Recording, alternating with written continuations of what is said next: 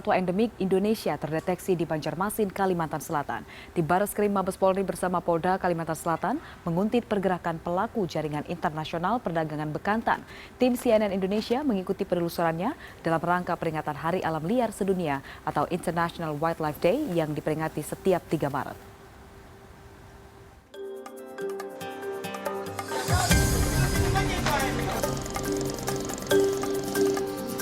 Dari Pulau Jawa, pengungkapan jaringan perdagangan satwa endemik Indonesia dilanjutkan ke Kalimantan.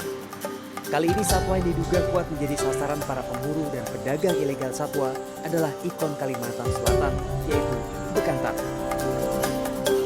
Bekantan adalah monyet berhidung panjang yang menjadi satwa endemik Pulau Kalimantan. Statusnya kini adalah Appendix 1 atau terancam punah. Penyebab utamanya adalah alih fungsi hutan dan perburuan di hutan Kalimantan. Jaringan perdagangan bekantan terdeteksi di Banjarmasin, Kalimantan Selatan. Tim Bareskrim Mabes Polri bersama Polda Kalimantan Selatan menguntit pergerakan jaringan perdagangan bekantan hingga malam hari. Target terus berganti posisi sejak malam hingga jelang pagi. Hingga akhirnya, pada sekitar pukul 5 pagi, petugas mendapati 4 kotak mencurigakan tergeletak tanpa tuan di tepi jalan. Pemilik barang diduga mengetahui pergerakannya diawasi petugas dan meninggalkan satwa dagangannya untuk menghilangkan jejak dan barang bukti. Setelah diperiksa petugas, didapati isi dari 4 kotak bekas buah ini adalah anak bekantan. Ya, di tempat ini sekurangnya ada 9 ekor anak bekantan. Jadi kalau 9 ini jangan hitung 9 karena ada kemungkinan besar dari 9 ekor ini 9 induk juga telah mati, karena untuk mendapatkan anak bekantan ini juga bisa jadi induknya harus dibunuh terlebih dahulu.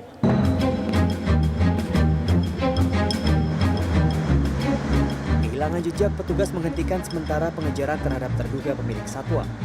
Penyelidikan akan dikembangkan dengan sangat hati-hati untuk membongkar jaringan ini.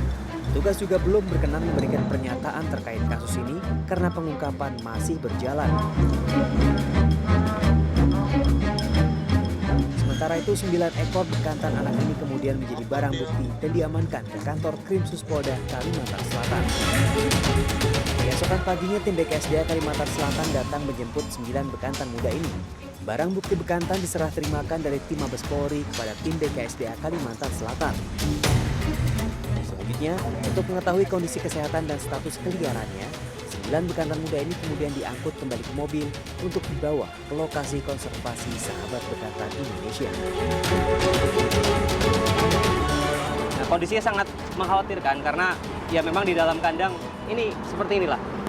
Mereka ada di kotak plastik terkurung selama berjam-jam atau mungkin berhari-hari sudah di dalam kotak itu. Satu yang harus kita tegaskan di sini bahwa satwa Indonesia apapun bentuknya tidak dijual, berapapun harganya, berapapun Anda mau membayarnya.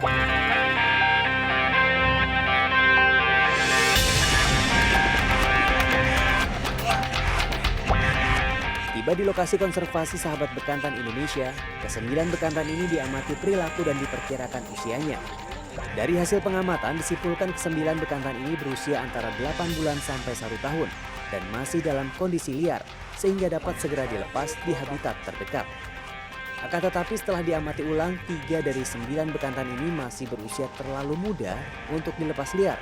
Dari pengamatan fisik, 3 ekor bekantan diantaranya memiliki wajah agak hitam yang mengindikasikan usianya masih di bawah 8 bulan.